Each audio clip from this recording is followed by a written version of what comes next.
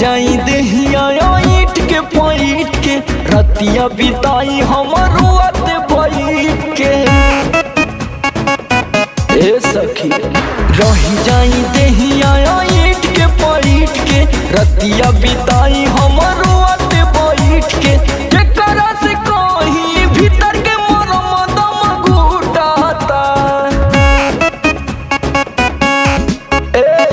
केकरा से कहीं भीतर के मरम दम घुटाता। सैया ओखरी में धनवा न कूटाता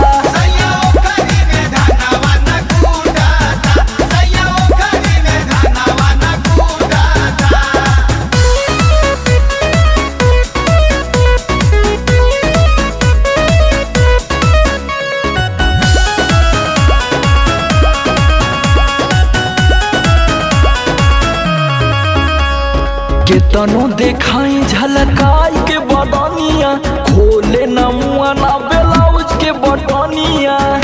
ए सखी बबलुआ काम ना करेला का। केतनो देखाई झलकाई के बदनिया खोले न